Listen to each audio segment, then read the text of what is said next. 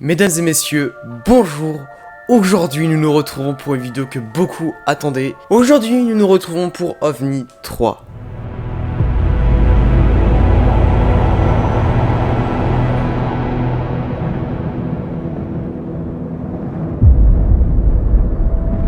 Et juste avant que ça commence, lumière. Donc pour les gens qui connaissent pas, OVNI 3 c'est une série que je me suis amusé à faire où je raconte les cas du GEPAN, d'OVNI et de PAN. Donc le GEPAN c'est quoi? Le GEPAN en fait c'est un site qui répertorie toutes les histoires de cas d'OVNI. Et en France les OVNI on appelle ça des PAN. Et c'est un site, le GEPAN du CNES, qui regroupe toutes ces histoires. Je crois que c'est spécialement en Europe et majoritairement en France, je crois qu'il y en a pas mal en France. Et il y a plein d'histoires, il y a des milliers de cas. Donc les fans d'astrologie, tout ça, vous allez surkiffer. C'est votre vidéo, celle-ci c'est la vôtre. Et je pense que c'est loin d'être le dernier épisode. J'espère en tourner au moins 2 épisodes courant cette année. Sur ce, on passe directement au premier cas. Une musique stressante, pas ouf, commence dès maintenant. Et il est... Déjà, juste le premier, il fait bader. Mais vous êtes pas prêts pour le dernier. Il est incroyable, le dernier que j'ai trouvé. Vous allez voir. Le premier cas s'est déroulé en Lorraine, dans le département de Moselle. De Moselle, je sais pas comment ça se dit. 31 mars 2010, à 18h20. Une personne observe depuis son balcon un objet de couleur sombre, sous une forme définissable qui évolue dans le ciel. Le témoin a le temps de prendre des photographies et a le temps même d'appeler son épouse, qui le rejoint sous le balcon. Un seul témoignage sera recueilli.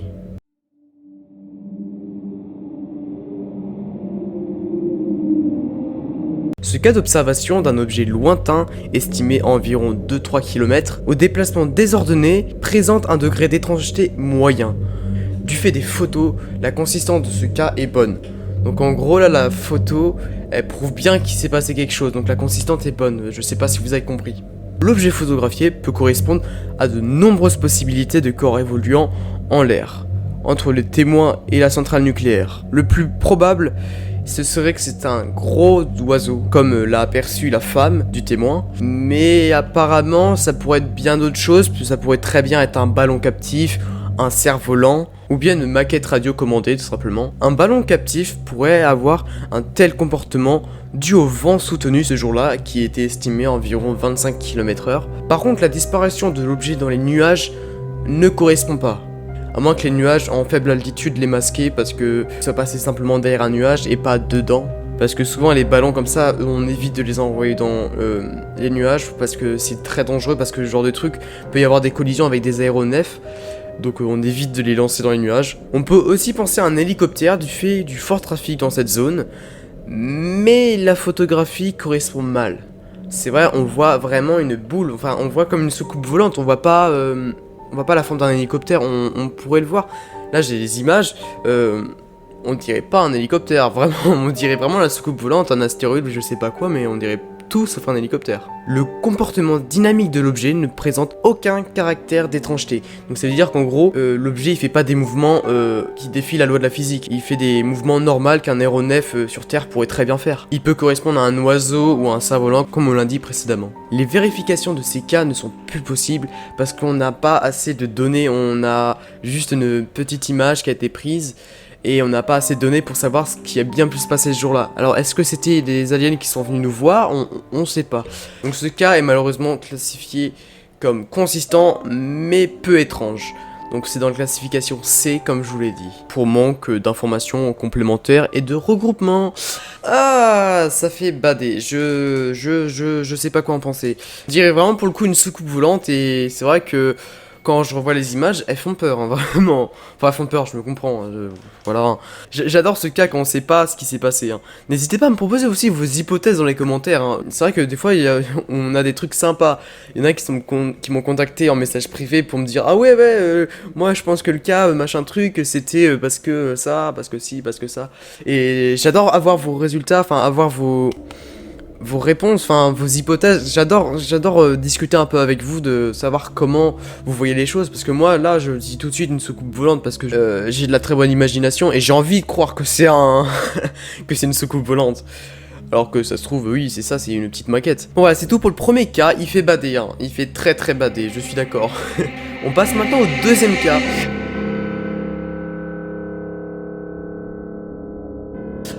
Deuxième cas un peu particulier, lui aussi assez court, un peu plus court. Ce cas s'est déroulé dans la région du Rhône-Alpes le 15 septembre 2012. Un témoin observe à 22h30, depuis la fenêtre ouverte de sa salle de bain, de multiples points lumineux multicouleurs, formant une sorte de trapèze, de zigzag. Les points ne clignotent pas. La forme semble immobile, de la taille d'un grand immeuble. La hauteur est comparée à celle d'un vol d'hélicoptère. Le témoin a eu le temps de prendre quelques photos et le pan est disparu alors que le témoin l'avait quitté des yeux. Bon alors lui, il fait vraiment bader. Sérieusement, c'est quoi ce... Je comprends plus rien moi là. Vraiment c'est un cas qui est un peu inédit parce qu'on n'avait pas vu ça avant. Genre souvent quand on voit un ovni ou un pan quelque chose, on voit vraiment un truc bouger dans tous les sens, on voit une soucoupe boulante, on voit des 3 points rouges, on voit quelque chose. Mais alors là c'est un peu différent, tu vois, on voit un sorte de zigzag. C'est perturbant. Alors on va voir ce que nous dit le GEPAN. L'étrangeté du phénomène peut être considérée comme faible parce que le phénomène est statique, durable et très peu lumineux, avec une hypothèse possible d'explication mais sans confirmation. Le témoignage est de consistance moyenne. Il y a eu un seul témoignage et pas de correspondance réelle entre les photos prises et le témoignage de la personne. De plus, l'enquête a lieu longtemps après l'observation. Le GEPAN classe ce cas en catégorie C par manque d'informations de regroupement. L'hypothèse la plus probable, et ça je l'ai pas vu, on va le voir ensemble, observation d'une manifestation type projection lumineuse, n'a pas pu être confirmée. Ouh, j'ai les photos, on va les regarder ensemble. Oh.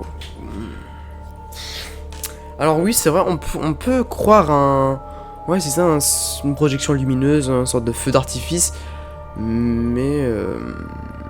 Ah, les photos font bizarre quand même, hein, Ouais, il est bizarre ton feu d'artifice, mais comment c'est une projection lumineuse? Alors c'est vrai que ce moment, j'étais persuadé que c'était un feu d'artifice. Alors que là, tu vois, pendant le montage, j'ai été regarder projection lumineuse pour voir ce qu'on pouvait avoir, si on pouvait pas avoir des images similaires. Et je me suis aperçu que, en fait, c'était pas du tout un feu d'artifice. Voilà. C'est plutôt des sortes de projecteurs qui émettent une lumière dans le ciel ou sur des bâtiments, genre de trucs. Et en fait ça paraît plutôt cohérent effectivement. Ça aurait pu très bien être une fête foraine, une sorte de spectacle avec des grands projecteurs de toutes les couleurs qui jettent dans le ciel et tout. Mais ça correspond encore pas. Ouais, pourquoi pas, s'il veut, ouais. Donc ce serait simplement des projections lumineuses. Ouais, bon. Vous en pensez quoi de ce cas, vraiment? Parce que c'est perturbant, tu vois, on n'a pas souvent l'habitude de voir ce genre de cas et c'est un peu perturbant. Allez, c'est parti, maintenant on va passer au quatrième et dernier cas. Un cas qui est vraiment badant. Enfin, a priori, il a l'air badant. Mais c'est peut-être pas le cas. Ce cas, il est vraiment beaucoup plus long que les autres. Donc excusez-moi si j'écorche les mots, que je bégaye beaucoup, c'est de ma faute, j'arrive pas à parler normalement. Ce fameux cas s'est passé dans les Midi-Pyrénées, dans Tarn-et-Garonne. Dans la Tarn-et-Garonne, dans le département de Tarn-et-Garonne. Le 6 octobre 2010 à 20h17. C'est précis. Hein. Deux personnes observent depuis l'extérieur d'un bâtiment d'une centrale nucléaire de Gullfake un phénomène survolant la centrale. Ce dernier est décrit comme un triangle noir avec une lumière clignotante blanche aux extrémités et une lumière rouge clignotante au centre. Non, c'est un avion. Un avion. C'est la météo. Il n'y a pas de bruit, Sofiane. C'est pas un avion. C'est la météo, non? Je sais pas. Il n'y a pas de bruit. Le phénomène vole à basse altitude dans un ciel sombre et nuageux. Aucun bruit n'est entendu. Un film est réalisé par un témoin à partir de son téléphone portable avant la disparition progressive de l'objet vers Saint-Loup. Saint-Loup qui doit être une ville, je suppose. Une première enquête permettra de conclure le 22 novembre 2012 à une probable observation d'un passage d'un aéronef. Une nouvelle enquête a été menée en octobre 2013 du fait de la possibilité d'accéder au site de la centrale Gullfake. Plusieurs hypothèses sont tenues. Ça pourrait être tout simplement un appareil de maintenance de chez EDF, un avion ou un drone ou même un canular tout simplement. Ce cas d'observation, il a vraiment posé problème au GEPAN du fait que les éléments suivants qui affaiblissent notamment le dossier. Les témoins interprètent très différemment le phénomène. Le deuxième témoin tient un discours défavorable par rapport au premier témoin dans son rapport aux gendarmes. La vidéo, considérée comme une preuve par le premier témoin, s'avère être une vidéo de lampadaire. Voilà, comment casser le mythe. Mais franchement, tes lampadaires ils sont bizarres parce que des lampadaires en triangle à une hauteur aussi haute, vraiment tu veux éclairer quoi à une telle hauteur? J'y crois pas aux lampadaires, clairement pas. En dehors du fait que ce n'est évidemment pas une preuve, cette vidéo a pu influencer le témoignage si le témoin a inconsciemment rapproché son récit de la vidéo au détriment du souvenir de sa propre version du phénomène. Donc en gros, genre... je pense qu'il s'est trop focalisé sur sa vidéo et qu'il a même perdu son témoin d'origine.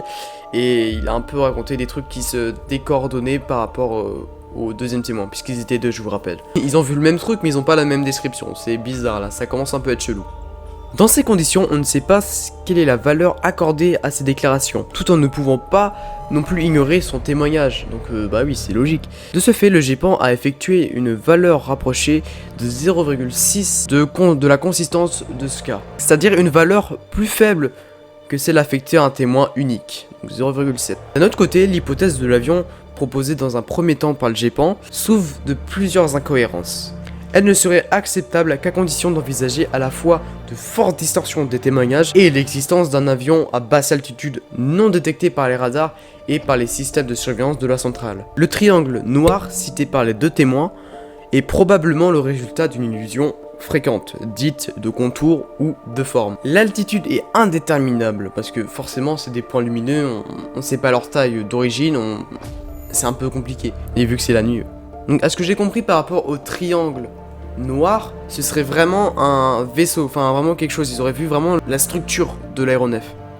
Ou d'un ovni, ou d'une soucoupe volante. Les témoins estiment ici des altitudes très différentes, et ce qui est tout à fait normal, on n'a pas tous la même notion des distances. Nous nous trouvons alors devant un cas d'une consistance et d'une étrangeté moyenne, aux confins des trois catégories B, C et D. Donc en gros c'est que c'est assez vague. D'un côté on sait probablement ce que c'est, de l'autre on sait pas parce qu'il n'y a pas assez d'informations, et de l'autre encore d'une autre catégorie on sait pas du tout ce que c'est. Il n'y a aucune hypothèse, il n'y a que dalle. Même la thèse de l'avion ne pourrait pas marcher. Du fait de cette sensibilité, le GEPAN a demandé des avis au collège d'experts du GEPAN réuni le 12 avril 2016 à Paris. Alors là ils ont vraiment organisé une réunion, ils ont refait le truc, ils ont vraiment fait un truc pro. C'est vraiment parti loin. Les avis ont été partagés. 4 experts ont voté pour le classement D1, considérant que le phénomène lumineux observé ayant survolé la centrale était inexpliqué. 8 experts ont voté pour un classement en C, considérant que les éléments du dossier contenaient trop d'incohérences pour pouvoir donner un avis consolidé. Par conséquent, le GEPAN classe alors ce cas d'observation dans la catégorie C pour manque d'informations fiables. Wow, celui-là il était incroyable. Je vous l'avais dit, il était très long. Pour moi c'était encore plus long parce que j'ai bégayé à chaque fin de mot. C'est perturbant, j'arrive pas à trouver quelque chose qui corresponde. Ils ont vu clairement un triangle. Ouais, je vous l'ai dit, avec la structure. Le triangle noir qui parlait, c'était la structure en fait. Je viens tout juste de le comprendre. Et j'avoue que ça doit être très flippant de voir ce truc. Et la plupart du temps ça se passe souvent aux centrales nucléaires. Je pense que ça va être tout pour cette vidéo. Elle est déjà très longue, je vous l'ai dit, ça fait 48 minutes que j'enregistre. Mais j'avoue que là les cas, ils avaient vraiment des vrais cas, tu vois, genre c'est pas des faux trucs. Et voilà, j'espère que cette petite vidéo vous a plu, que vous avez apprécié ces cas, ces histoires. Parce que moi, je les ai surkiffés, elles étaient incroyables. Nous on se retrouve pour bientôt pour de prochaines vidéos d'OVNI, mais pas que. Et sur ce, on se dit ciao.